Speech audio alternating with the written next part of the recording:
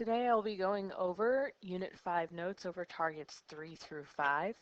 Target 3, we would like you to be able to look at a graph and to be able to identify the type of graph it is. By type, we're looking, is the graph linear, quadratic, and then we'll also add this unit, cubic and quartic.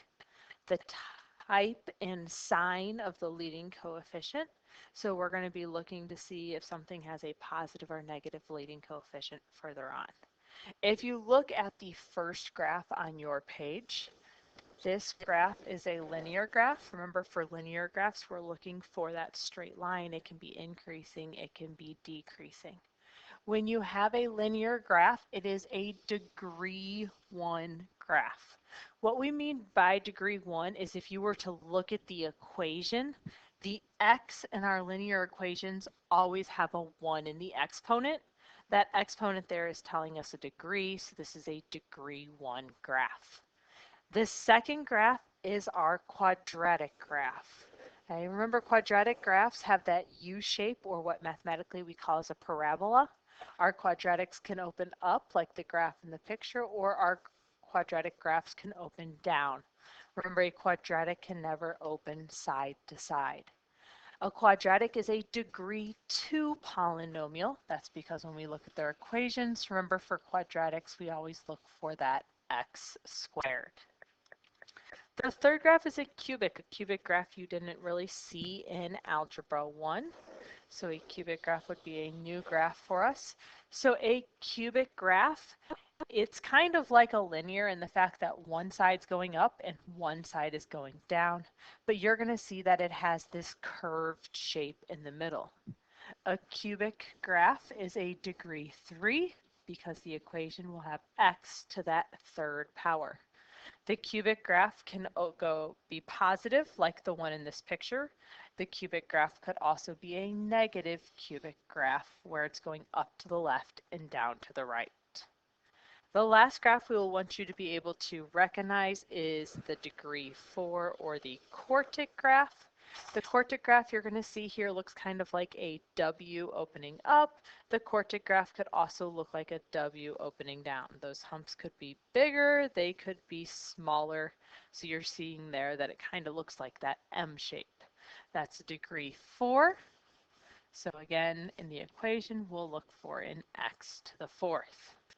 So one of the things you're going to notice is on this left-hand side, we have our odd degree graphs. On the right-hand side, we have our even degree graphs. So one of the characteristics and things that we can notice here is on the odd degree graphs, the two ends of our graphs, whether it is the cubic or whether it is the ends of the linear graph, are always going in opposite directions. So odd degree characteristics, the graph goes in opposite directions at the ends.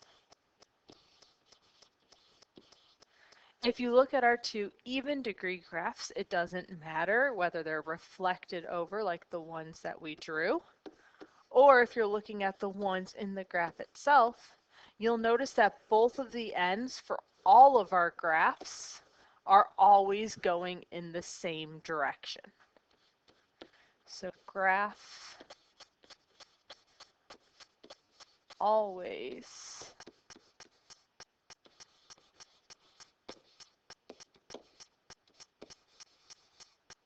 ends in the same direction.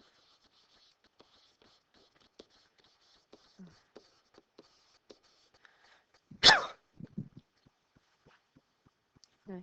So when we look at these down here, it says when a polynomial is written in standard form, the coefficient of the first term is the blank and the exponent of the first term is the blank of the polynomial.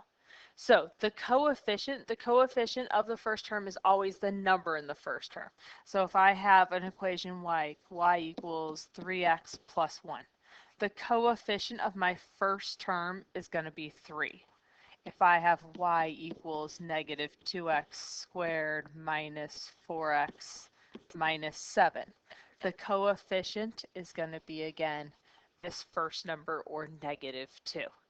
So when a polynomial is written in standard form, the coefficient of the first term, we call that the leading coefficient.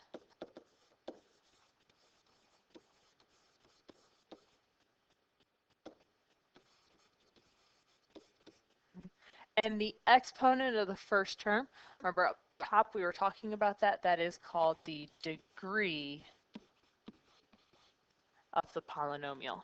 So here on my 3x plus 1, remember we always have a 1 in the exponent. If nothing's written there, that would be degree 1. For my second equation, we have 2 in that exponent, so that would be degree 2. You're always looking for that biggest exponent. So if we go down here, we have degree 0. We didn't talk about degree 0 up top. Degree 0 would just be a constant function. Okay, so that would mean we wouldn't have an x in it, so that's going to be our horizontal line if we were to graph that. The standard form for that is f of x equals k. Remember, f of x just means it's a function. K could be any number in the world. So an example, we might have f of x equals 3. That, again, could be any number that you want. Degree 1, remember up top we looked at this, degree 1 we know we call a linear. So our example in standard form is f of x equals ax plus b. That's just the general form. We could plug any values in here for a and b. So we could make this f of x equals -1/2 x plus 2. Again, I just made up the -1/2. I made up the 2. You could fill that in with any number. So my next degree is going to be my degree 2. My degree 2 is my quadratic graph, so we're looking for that U shape, either up or down. The standard form for our quadratic graph is f of x equals ax squared plus bx plus c. So you're going to see we're just going to always go down the alphabet with our letters A, B, C and keep going. It has to have that x squared to be a quadratic.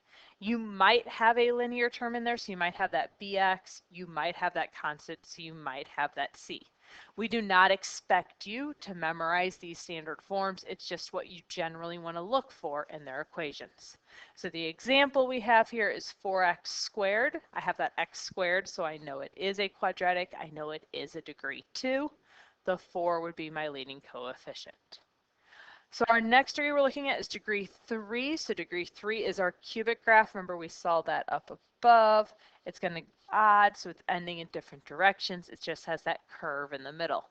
So for my cubic, my standard form is f of x equals ax cubed this time plus bx squared plus cx plus d.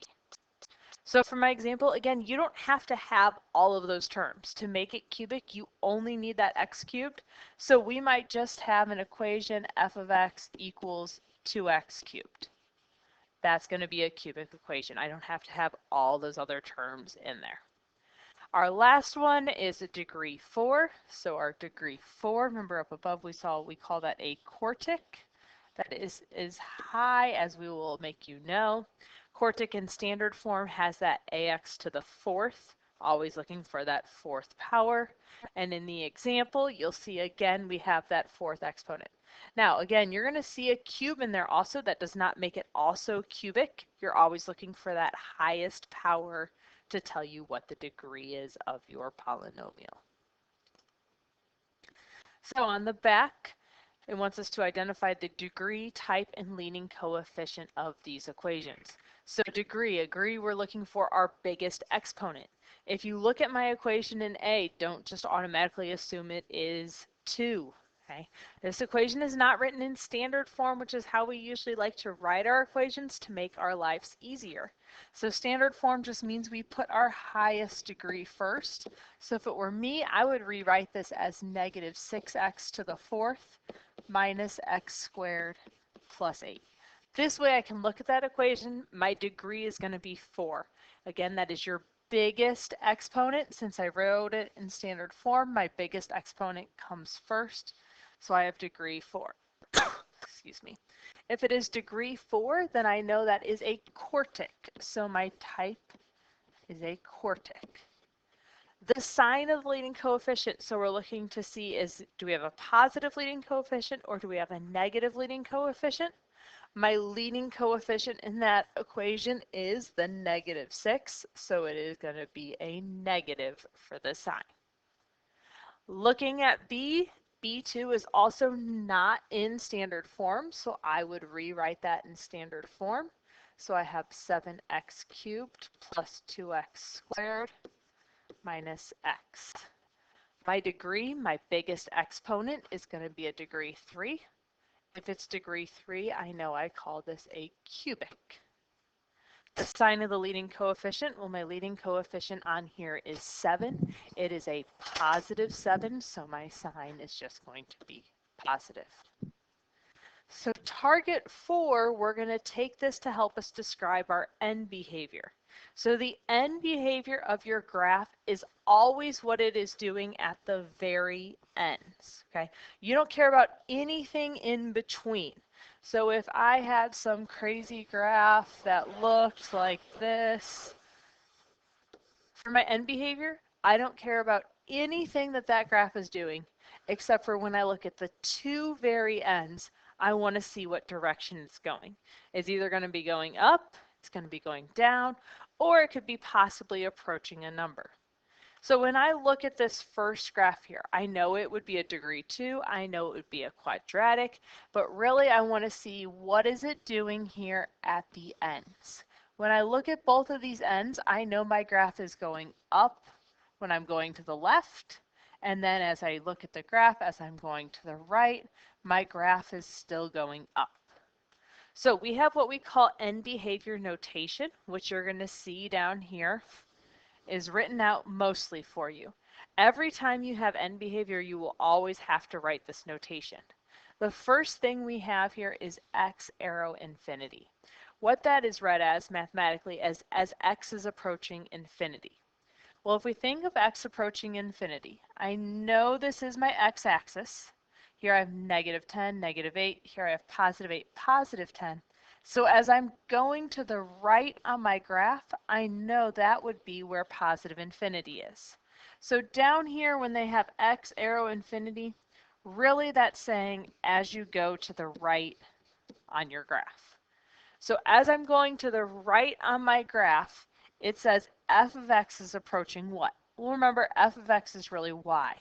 So it says as I'm going to the right on my graph, where are my y values going? Well, we said up. Mathematically, we're not going to put up, but we're also going to put positive infinity. Because I know on the y-axis, my values are getting bigger and bigger and bigger, are going towards positive infinity as I go up on the graph.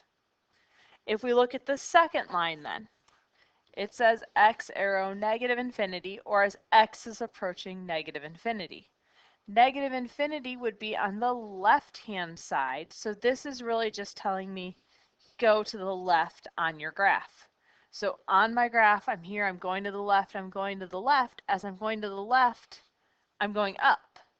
Well, again, up in mathematical terms would be positive infinity. So our end behavior is always asking us, as you go to the left on your graph, as you go to the right on your graph, what way are your y values going? This notation here will never change. The only thing that changes is what these y values are approaching. So let's look at the next one. As I look at this, I can see that my graph is going down and my graph is going down. We know this is an even function, just like our first one, because our graph is going in the same direction. Remember from the front side, we said if the end behavior was in the same direction, it was on that even side of our functions. I have here as x approaches positive infinity, so that tells me as I go to the right on my graph. As I go to the right on my graph, I'm going down. So mathematically, then, we say our y values are approaching negative infinity. As x goes to negative infinity, tells me to look at my left of my graph. So as I follow the graph to the left, I'm also going down. So my y values are approaching negative infinity. So for our even functions here, we're going to notice that either our y values are both going towards negative infinity. That's going to be if we have an even function with a negative leading coefficient. Or both of my y values are going towards positive infinity, and that will always happen if I have an even function with a positive leading coefficient. So on the bottom now, we're going to look at our odd functions. Again, we know they are odd because my end behavior is going in opposite directions. One time an end is going up, another time an end is going down. Same thing over here, one time it's going up, and one time it is going down. So we read this the same way, as x is approaching positive infinity. So as you go to the right on your graph. So as I go to the right, my graph is going up, and remember we always said up is positive infinity. As x is approaching negative infinity then, tells me to go to the left. So on my graph, I'm going to the left, and as I go to the left, my graph is going down, so this time this one will be negative infinity. So with our odd functions, these are never going to be the same. This is an odd function with a positive leading coefficient. So every odd function we could give you, and we could give you y equals x to the 101 degree. It's odd because 101 is odd. It's positive because my leading coefficient here is positive 1.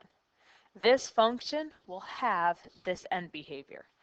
Every odd degree function with a positive leading coefficient will always have this end behavior. As x approaches positive infinity, f of x approaches positive infinity.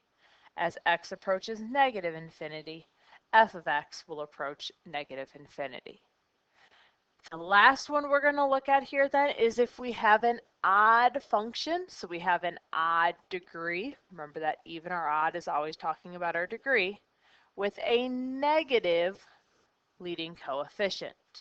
So as x approaches positive infinity, or as I go to the right, my graph is going down, so my y values approach negative infinity. As x approaches negative infinity, or as I go to the left on the graph, my y values are going up, so my y values are approaching positive infinity. So again, any function we give you, if it's an odd degree with a negative leading coefficient, so it can be any negative leading coefficient, any odd degree function, it will have that same exact end behavior. Let's look at a couple examples now. So describe the end behavior of the following functions. So the two things we always need to look at is we need to figure out what is the degree. So we need to know, is my degree going to be even or odd? The next thing I need to do is I need to look at my leading coefficient, and I need to see if my leading coefficient is positive or negative. From those two things, we can determine the end behavior of any equation in the world. So first thing I need to do is I need to look at my degree. Remember, your degree is your highest exponent. Be careful it's not in standard form. So here my degree is 4. We know 4 is an even number, so I have an even degree. My leading coefficient is my number in front of that, so negative 4. So my leading coefficient is negative 4. Negative 4 is negative. So I have an even degree with a negative leading coefficient. Even tells me it's going to be the same way. Negative tells me that graph's going to be opening down, or if we look back at our chart, we have an even degree function, negative leading coefficient. So I know my graph's end behavior has to be going down in both directions. So here I know that as x approaches positive infinity, you will have to write this out. This is part of your points, is knowing the notation. Then f of x, negative leading coefficient, so my graph is going down, so my graph is going towards negative infinity. Sometimes it can help to just give yourself a quick little sketch. It doesn't have to be perfect. It doesn't even have to look like that quartic or degree 4. It just needs to look like any even degree graph. So for me, I refer to the quadratic. A negative leading coefficient tells me that quadratic is opening down. So I know that both of my end behaviors have to be approaching negative infinity. So as x approaches negative infinity, or as I go to the left of the graph, f of x or my y values are also continuing to go down. That is what you will have to have for your answer. So let's look at B here. Degree, again, I need to figure out if my degree is even or odd. Well, on here, my degree is 3. It is in standard form. So if I have a degree of 3, I know that is odd. Then I need to figure out, is my leading coefficient positive or negative? My leading coefficient here is 2. So if it's 2, I know it is positive. So I need to think of an odd and positive. For now, feel free to reference your notes. That's why we took these notes. If we're looking for an odd and positive, I know it's going to look like this graph here. So I go to the right on this graph, I know it's going up. As I go to the left on this graph, I know it's going down. If it's odd, you can also always think of a linear graph, because a linear graph is an odd degree because it's degree 1. Positive leading coefficient, I would think of a linear graph with a positive slope, and it's going to have to follow that for the end behavior. So as x approaches positive infinity, or as I go to the right side of this graph, my end behavior is going up, so f of x is also approaching positive infinity. As x approaches negative infinity, or as I go to the left side of this graph, it's going down, so f of x is approaching negative infinity. Okay. These are going to take a while to get. There's something you need to practice. You can either memorize that table, you can memorize even versus odd, whatever does best for you. So target 5, we are looking for the type of the polynomial here, and then we're going to add back in that domain and range from first semester. So type of polynomial, as I look at A, I see it has that U shape. I know that U shape always represents a quadratic. I'll just add something here. So I know if it's a quadratic, I know the degree also. I know the degree has to be 2. We can even go one step further. This graph is opening down. Both my end behaviors are going down, so I know my leading coefficient would have to be negative.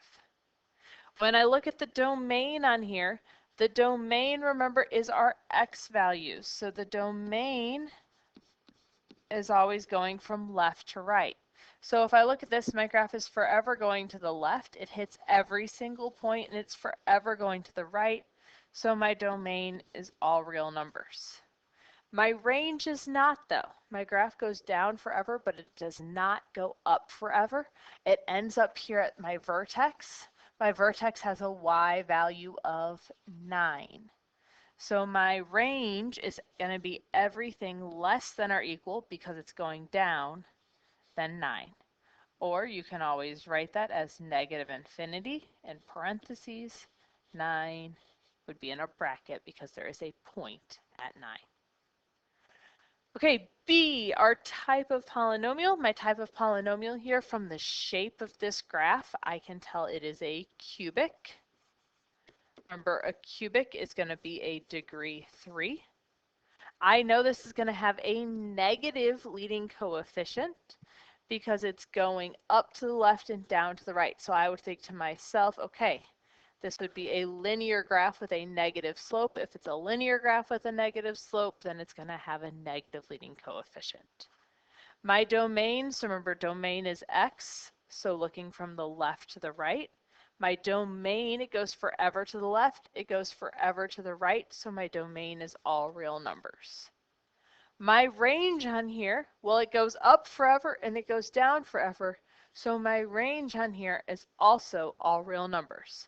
So if we revisit that very first page that we were taking those notes on when we were looking for our graphs, you're going to notice that the odd degree functions, so the ones on the left,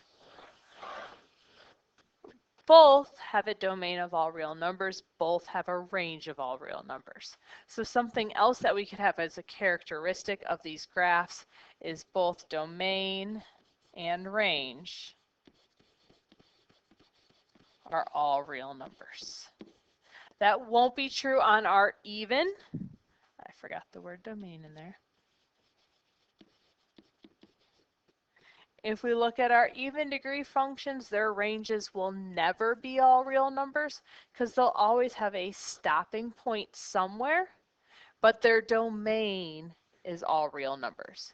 So anytime we have a polynomial, the domain is always going to be all real numbers. There's a lot of material on these targets. Please make sure that you come in and ask questions if you have any.